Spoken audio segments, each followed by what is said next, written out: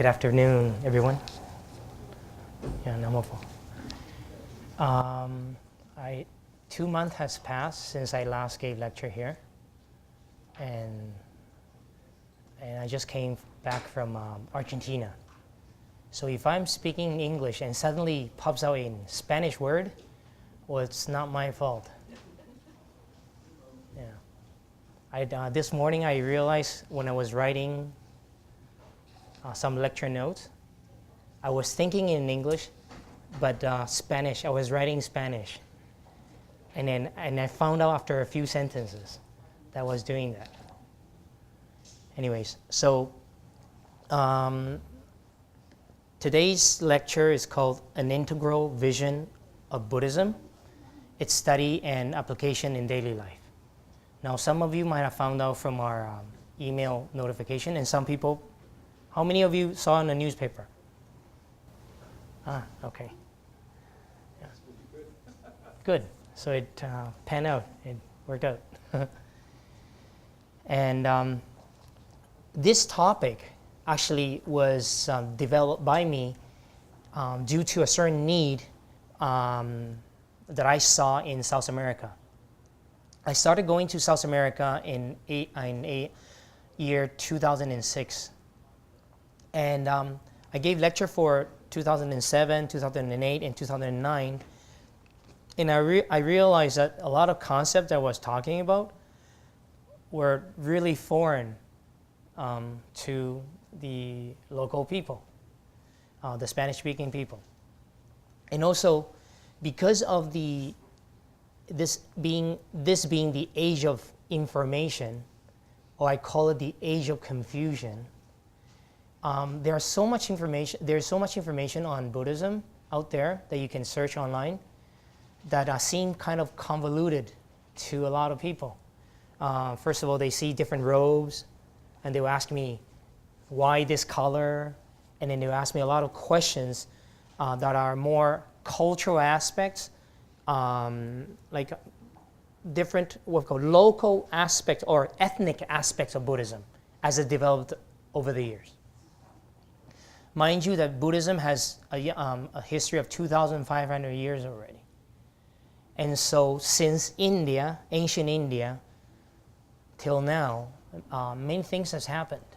And this religion has traveled to many places and adopted many different cultural aspects and even linguistic aspects of different cultures. Okay. So that's one reason why I thought that talking about an integral vision of Buddhism will help people understand better, have a panoramic view of Buddhism as a whole. Now, why is it important to have a panoramic view? I will explain later. Okay. So one of the questions that many people ask is, Buddhism, is it a religion? Is it a philosophy? Is it a science? Is it psychology? Is it a way of life? What is it? Now, the one answer that I see a lot right now is that try to say Buddhism is not a religion. Okay. And why? Because in a certain way, to an intellectual, to someone who has studied, to a thinker, unfortunately, the word religion has a what we call a negative connotation. Some people think that, he's religious, and that means that he's a fanatic. So the word religion has come to be misconstrued or taken as a negative word. So people who are thinkers, who like to explore the truth, seekers of the truth, have a difficult time accepting the idea that they are learning a religion. So in order for them to approach Buddhism, then they will label it, Buddhism is not a religion, so it's okay. I am an intellectual, so it's because it's not a religion, then therefore it's okay for me to study it or to apply it. But what is a religion? When someone says Buddhism is not a religion, what are they really saying? That it's not an institution, it's not an organization, that it does not have basic tenets that people follow, the believers follow, and it has no temples, no nothing, but it does. So basically, Buddhism is a religion, but the ideas expounded by this religion is very different from all other religions. So I would say that to be fair, Buddhism is a religion. Buddhism is also a philosophy. Buddhism is also very scientific, and it's all about human psychology, and it's definitely a way of life. So I would say all of the above. Now, let's go through this. Important points to mention. The confusion that we have on the information that, is due to information overload that we see online. And then, so suddenly in this day and age, we have more information than what we can digest. So if one does not have a systematic way of understanding this particular system of thinking, one will have no idea how to approach it, how to start, and it would not know where it ends, when one practices. And then I usually tell the analogy of a labyrinth. Nowadays, if one were to do a different Buddhist text, different Buddhist sutras that we call them, it's almost like entering into a labyrinth. One goes in and does not know how to come out. One starts reading from number 1, number 2, number 3, and then remember, there are thousands of texts to read. Okay, unlike some religions that has only one particular book, central book, or two, but then Buddhism has a lot of philosophical ideas. Now, why Buddhism has so many different texts is very obvious, because the Buddha himself said, if there are thousands and thousands of different dispositions of people, of humans, then therefore you need different ways of reaching them, or to point them towards the truth. Yeah. So that's why there are so many different texts in Buddhism. Now, to process information, a vast amount of information, it requires tools, requires a systematic approach. And I guess the integral vision that I'm trying to propose to you or present to you, it is to give you that tool, to have a systematic approach, or at least a right attitude of learning Buddhism. Yeah. Now, here I want to tell you the analogy of assembling a big complex puzzles. I'm sure all of you have assembled puzzles one time or another. Now, the more complex the puzzle, the more patience it requires. Now, what happens when you come across a piece of puzzle that you don't know where it lands? What would a child do? An impatient little child will throw it away, will chew it, will swallow it. But you can't do that. If you don't know where the puzzle, that idea fits into the whole puzzle, you don't throw it away. You keep it in that group where you will come to it later. Same thing is this, same thing we have to do for Buddhism. When you're learning, and especially you're learning from starting from the basic, you need to understand that sometimes you will come across certain ideas that are counter-habitual. I want to use the word is counter-habitual because we are creatures of habits. We think a certain way and then we just follow this way till the dying day, unless we figure out that this way, this habitual way, is not panning out, is not giving results. One is actually suffering instead of being happier. So one seeks. Yeah. So all these pieces that we come across, especially in learning Buddhism, one should not be discarding them. One should be keeping an open mind and set them aside till later time. Now the word integral, in the integral vision, it means essential to completeness. And there's another word that is very close, but I chose not to use this one. It's holistic. And holistic, according to the dictionary, means related to or concerned with wholes or with complete systems rather than the analysis of, treatment of, or dissection into parts. Basically, it is not a microscopic view of things. It is a macroscopic view of things. Why is it important to have a macroscopic, panoramic, bird's eye view of the entire system without any prejudice or minimal prejudice when we are examining a philosophy of life? Why is it important? Because it has to do with a very central aspect of the Buddhist teaching, which is compassion. One of the reasons that as human beings, the human civilization one of the reasons that wars have been started is what? It's about religion. It's about my religion versus someone else's religion. And that difference often leads to wars, leads to conflicts. Now, if one has a panoramic view of the thinking, of the truth, then one would retain one particular aspect, which is the compassion. The compassion that is very essential in the Buddhist practice. It is what we are trying to accomplish in the end. Compassion and wisdom.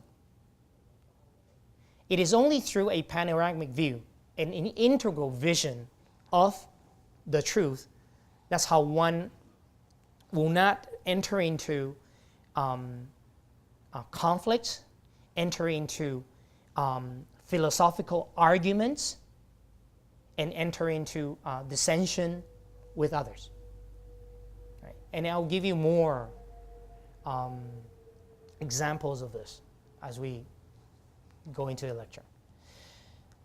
A question that I often pondered, and as I was going to South America and teaching there, is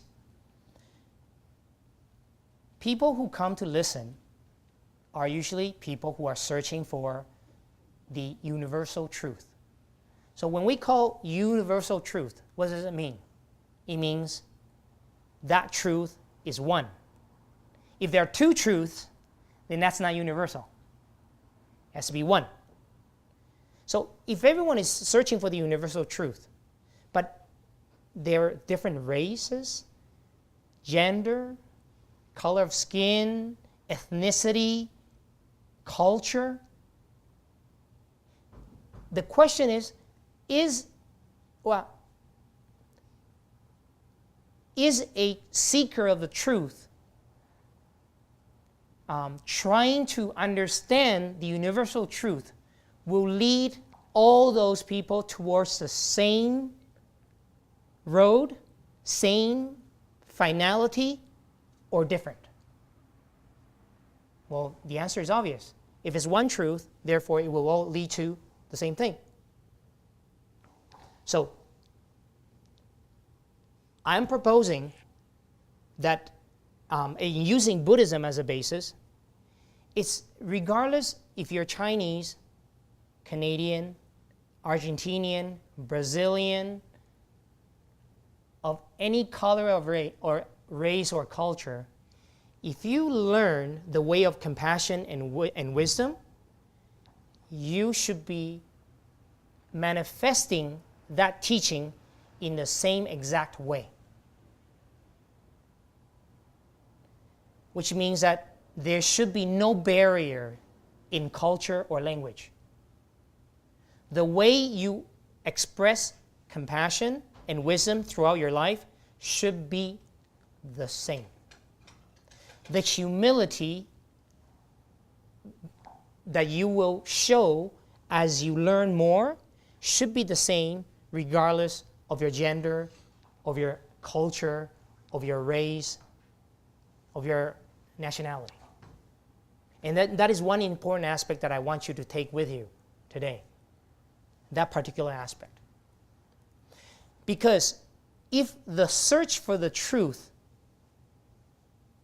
manifests itself into prejudice, discrimination towards someone else who does not have the same understanding as us, manifests in the way that one looks down upon the other for knowing something else, or one deem that understanding to be less, then that, in the Buddhist sense, would not be in synchronicity or in sync with the universal truth.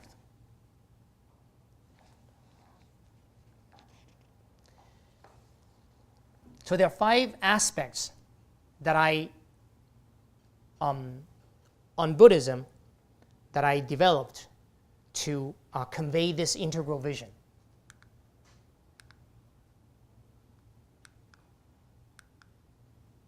Okay, this actually comes with sound, but then we didn't hook up the sound. Okay, 5 aspects of the integral vision. Number 1, the Buddha and his teachings. Number 2, the 3 Dharma seals. Number 3, the prerequisites and the reliances. Number 4, the 4 Siddhantas. And number 5, the history of Buddhism in India. Basically, these are 5 aspects that I feel a seeker of the truth, or in this particular case, I'm using Buddhism as a basis. If you understand these 5 aspects, you should have a panoramic view, and you should be able to develop an integral vision of the way of compassion and wisdom. Okay, so let's start with number 1, the Buddha and his teachings. Okay, the Buddha. Who was he and the values he stood for? The Buddha Shakyamuni was a figure born 2,500 years ago in India. His full name was Siddhartha Gautama. Okay, I want to make sure. Does anyone not know who the Buddha is? Everyone knows? Have read? And anyone has read biographies on the Buddha? Here. Some. Okay. He was a prince who gave up his throne or his succession to the throne, and then went into a spiritual search, and then attained enlightenment in India. Now, the word Buddha comes from the root Buddha. Buddha means to awaken, to enlighten. So Buddha means the awakened one, the enlightened one. In Buddhism, anyone who awakens to the way of compassion and wisdom, we would give that the title to that person as the Buddha.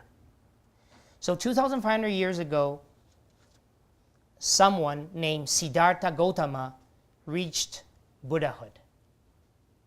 Okay. Now, his path to enlightenment, to awakening, he taught that after his enlightenment.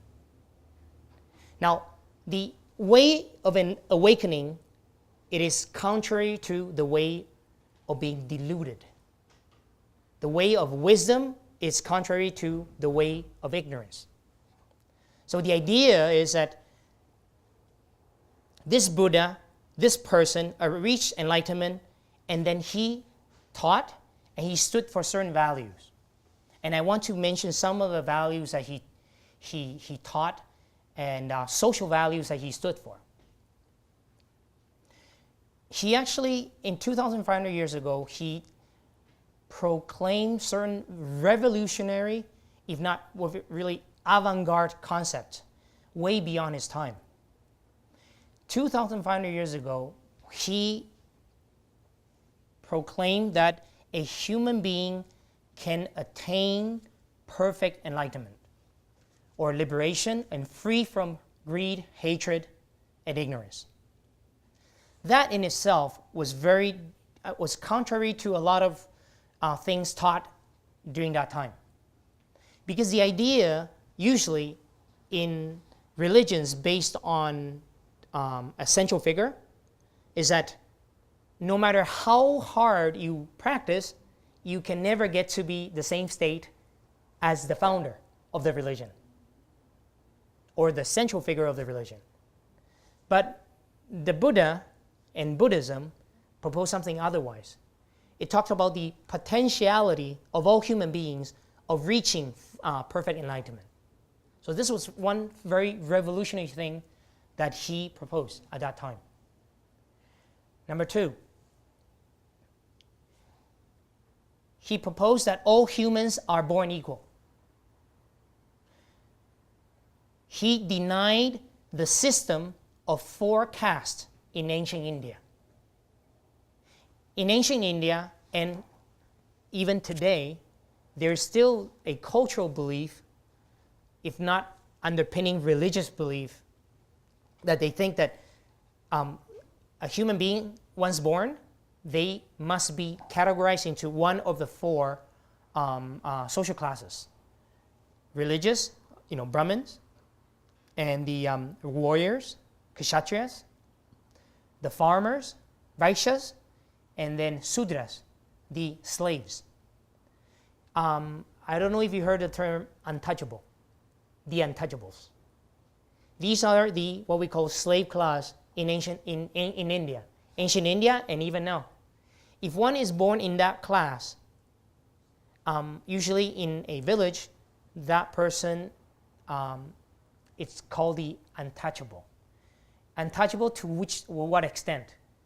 The items that they touch are impure. So someone else, once they touch that item, that's impure item, and then someone of another class should not make use of it. Even now. So imagine 2,500 years ago, an enlightened one, the Buddha, proclaimed that there is no such thing as a 4 caste. All humans are equal. Okay, now 2. Number 3, he proclaimed that gender is equal. How did he proclaim that? He said that women can attain the same state of liberation as men.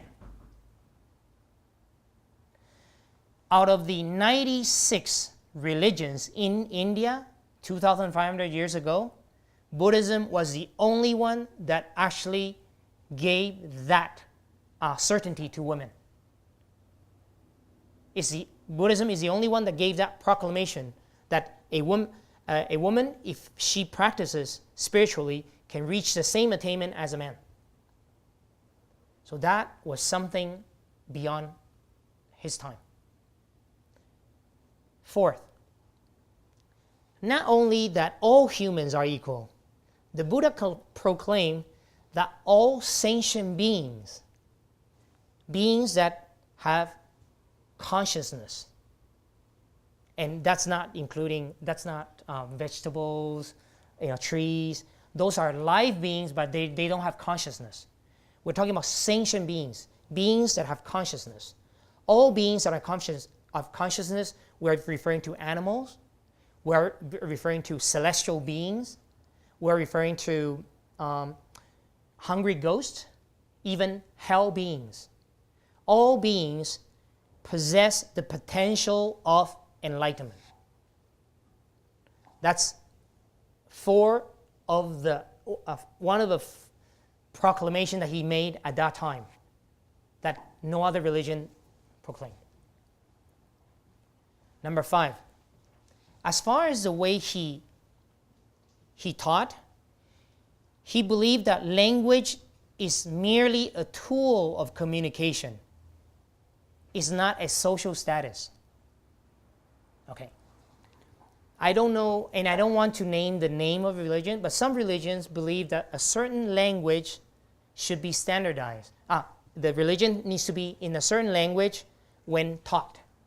That means that if someone wants to learn that particular religion, needs to learn that language. Certain rituals needs to be sang in that language. And many religions in the world have kept that belief for a long time.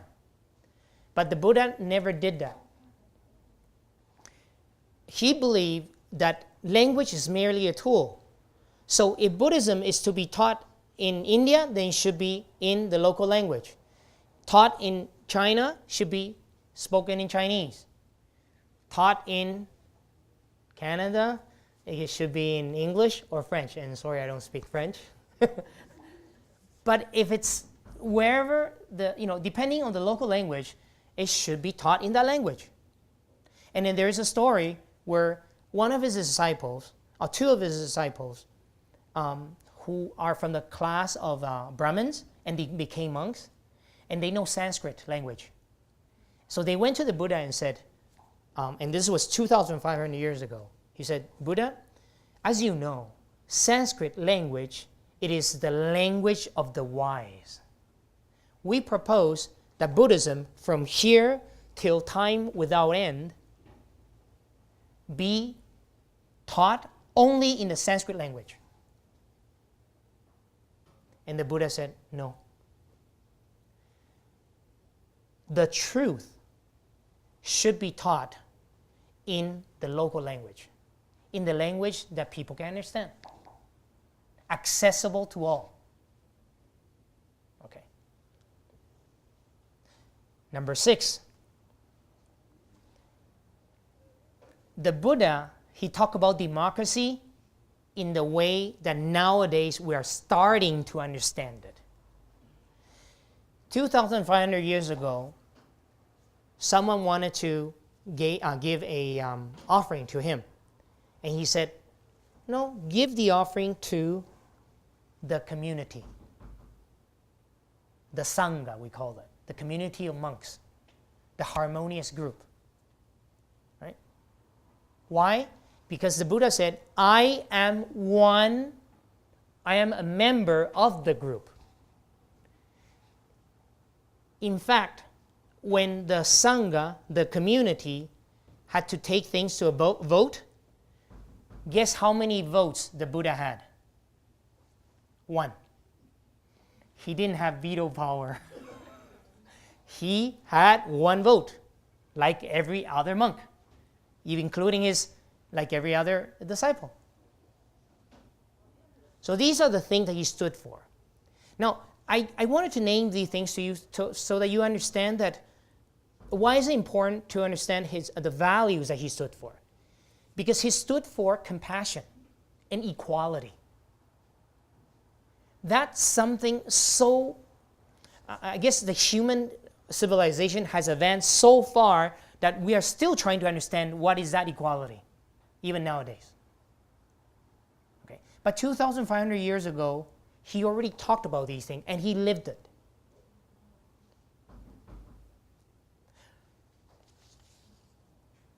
So, his teachings now, what he taught, he manifests through his actions of body, speech, and mind, which we can actually read in all his texts. And during the 49 years after his enlightenment, he lived to be age 80 when he passed away.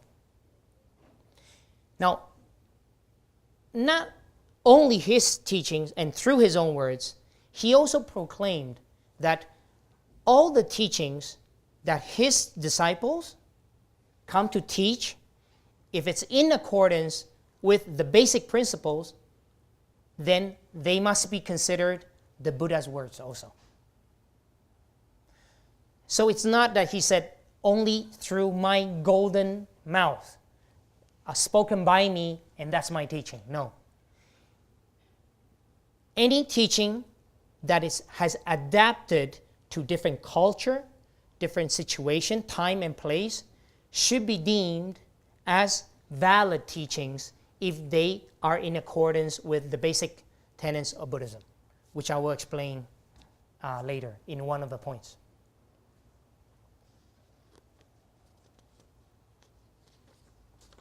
Okay, so what is Buddha Dharma? Dharma means this doesn't come up. The word Buddha Dharma is what we use to explain what is the teachings of the Buddha. Now, the teachings of the Buddha in a universal level, and we call teaching of all Buddhas. That's right up here.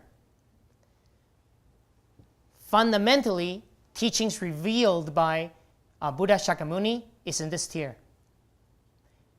And then more in-depth and more detailed teachings revealed by his disciples and expanded are in this level. And then all benevolent worldly teachings, all this, the Buddha said we should take and understand them as teachings of the enlightened one. Now, what does that mean? Basically, any teaching in this world that actually help us as human beings to become better, to become more compassionate, to become beneficial to others, should be deemed as teaching of the enlightened one. Yeah. So there is no problem with something taught 2,500 years ago versus something taught or examples used in 2013. Yeah. As long as it follows certain what we call basic principles, which I will discuss later. Yeah. So understanding the scope of the Buddha's teachings actually help us open our mind. Because a true practitioner of the Dharma, it's actually very embracing towards all thinkings. As long as those thinkings are in accordance with good, with the wholesomeness. One does not engage in philosophical conflicts just because the other person is not using a Buddhist term to explain something. Yeah. And then everyone is entitled to their own discovery or what we call interpretations of the truth, depending on their own disposition, their own level. Yeah. Okay. So the first point was the Buddha and his teachings. Now, second aspect is the 3 Dharma seals. Okay. What is a seal? Seal is something that confirms, certifies, authenticates, or validates a concept. So these 3 things that validates something as the teaching of the Buddha are: 1, impermanence, the seal of impermanence. And the phrase goes like this: all phenomena are impermanent. Second seal is non-self. All phenomena do not possess inherent nature. Third, nirvana. Nirvana is a state of ultimate quiescence or liberation. Okay. And I will go through one by one and explain to you how we apply these 3 Dharma seals in our daily life. The 3 Dharma seals help us determine whether a particular sutra, doctrine, or thinking is a definitive teaching, or fully revealed, or provisional teaching, partially revealed. What does it mean? It is almost like when you tell somebody, okay, being selfish is no good. But sometimes being selfish is okay. But what do you mean by sometimes? Because sometimes that person, if you say you have to be completely selfless, it's too far beyond their understanding. So he said, sometimes when you look out for yourself, it's okay. But eventually, ultimately, you want that person or you want yourself to be completely selfless towards others. But so to say the word sometimes to be a little bit selfish is okay. It's a partially revealed teaching. It's a provisional teaching that will actually allow or give access to someone to start on their spiritual search, so that they will step by step somehow eventually reach that state of selflessness. Okay, that's one way of understanding that. The seals are acid tests. They are severe and conclusive tests to establish the quality, the genuineness, and the worth of the teaching itself. And then sometimes we use the terminology of pure milk or diluted milk. We all know that pure milk tastes better, but sometimes the stomach cannot digest pure milk, homogeneous milk. So that's why we have the 2%, 1%, or even lactate.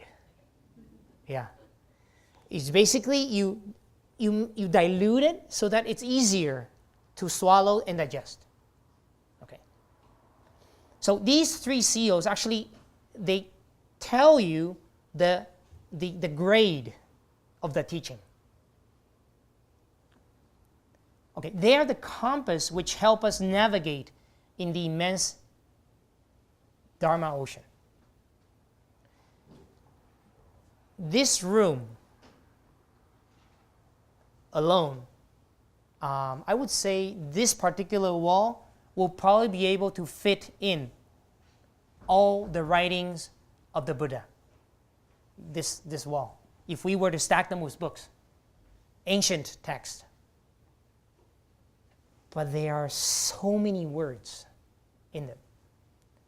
It is said that the Chinese Tripitaka takes 3 years to read, 8 hours a day. It takes 3 years every day to finish reading it once. Reading it once, not thinking about it or delving into them. Just reading it once takes 3 years. So we're talking about a lot of things. So how do you make sense of all of that? So the three Dharma seals, it's one way of understanding, this teaching is definitive, and the other definitive teaching, and the other one is partially revealed, provisional. Yeah. And then the three Dharma seals also set the guideline for the right attitude to be had in the pursuit of the Buddhist knowledge and wisdom. In how so? Okay, and we'll start from the first one, the Dharma, the impermanence seal. Nothing remains the same for 2 consecutive moments. Who agrees with that?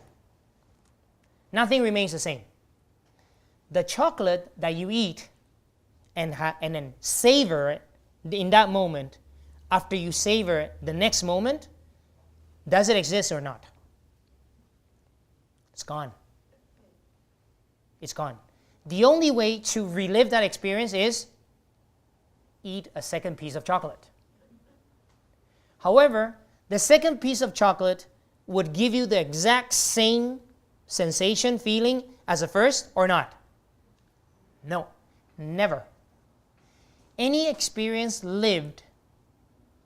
once lived, it's gone.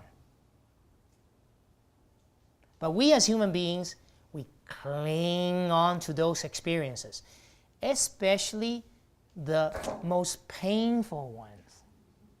We say we don't like to feel pain, but we always remember the painful moments more. Who reminds ourselves of the painful moments? Ourselves. No one else is shining that neon light and remember, remember, remember. No, we ourselves, we just cling on to them and we try to relive these experiences. However, remember, these experiences already passed.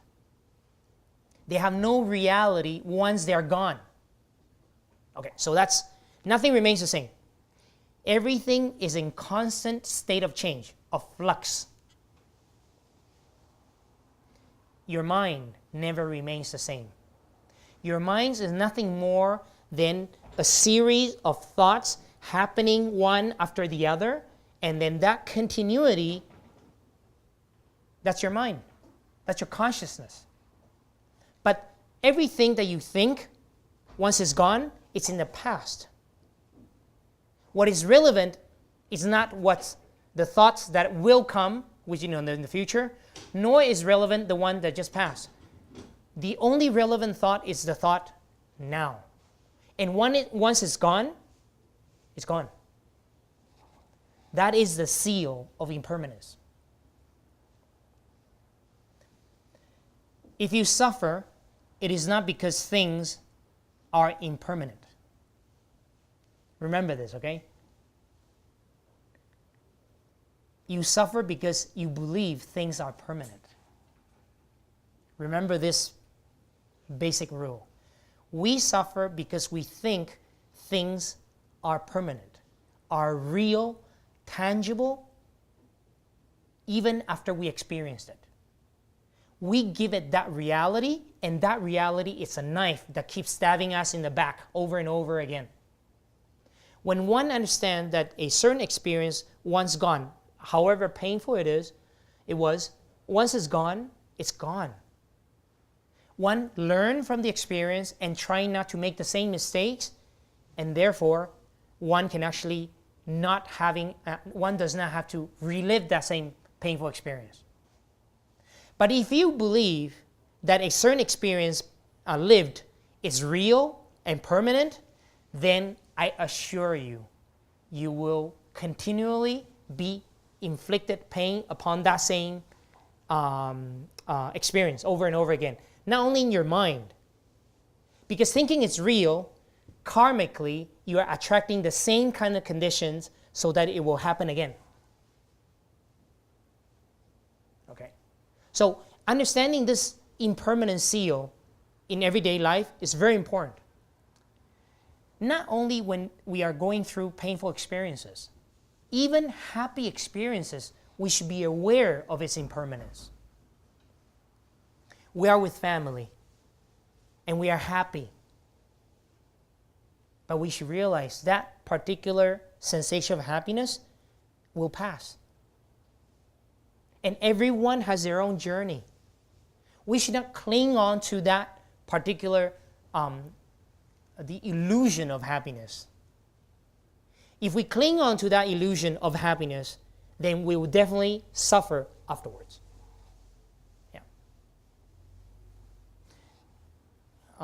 There says, when a flower dies, you don't suffer because you understand that flowers are impermanent.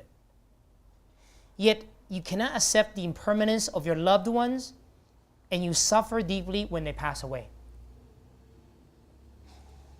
When I gave lecture in South America regarding life and death, and asked the question, who is afraid of death? Almost everyone put up their hand. I'm going to ask again. Who is afraid of death here? Who does not want to die? Who is certain that they will die? Okay, so here we have. There's a certainty of death, and there is the non-acceptance of that certainty. What we usually call that? Craziness. Crazy. It's a delusion. It's deluding oneself that a certain eventuality will happen. The basic idea of birth comes, when we're born, birth comes with a twin. You know what's his twin? Death.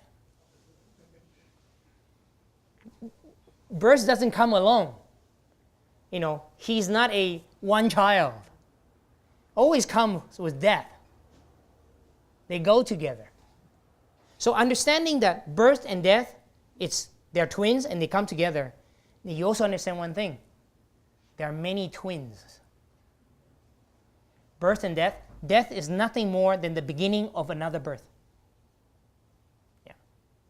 But that's another lecture. Okay. The non-self seal. Non-self is a negation of self.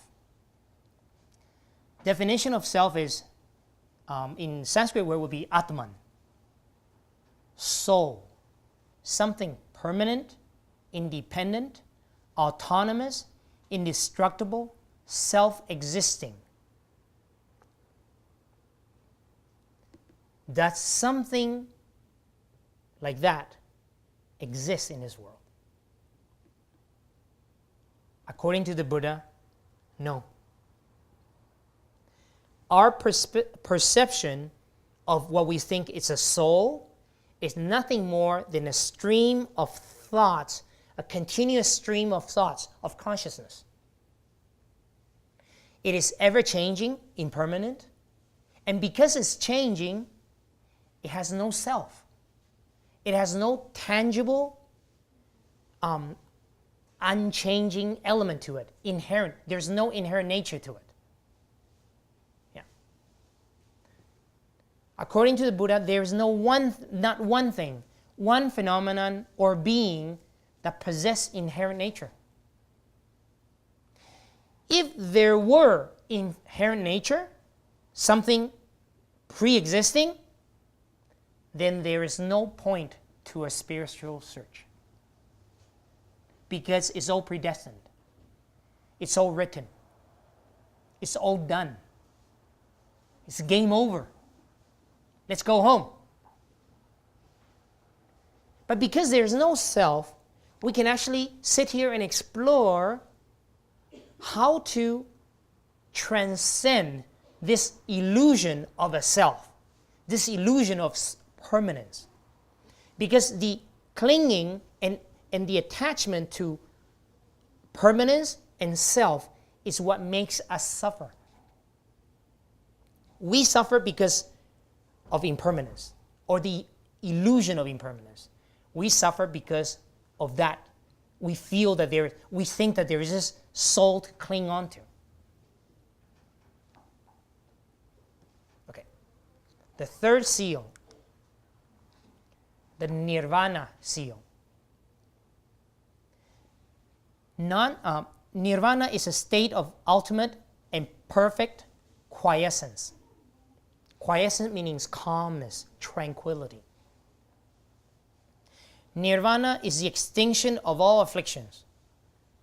And in afflictions is referring to greed, no hatred, and no ignorance. It represents freedom and liberation of your being. When darkness is extinguished, light shines forth. So what is nirvana? Nirvana, when one no longer craves, no greed, one does not have not even a hint of hatred, and one fully understands cause and effect, and the way, the universal truth, that is nirvana, the state of liberation. When suffering is removed, peace and happiness will emerge. And peace of the happiness of nirvana. This seal, it's basically refers to teachings that points to liberation, points to how to reduce our greed, hatred, and ignorance. Are there instances where a teaching of the Buddha in some texts would actually increase your greed a little bit, or kind of gives you the feeling that there's something sweet, behind that first door? Yes. I'll give you a very good example. When you pick up the sutra, and in one of the sutras that are very common is the Sutra of Amitabha. In the land of Amitabha, there's gold everywhere, there's silver everywhere, there's all these buildings, all these immeasurable wealth.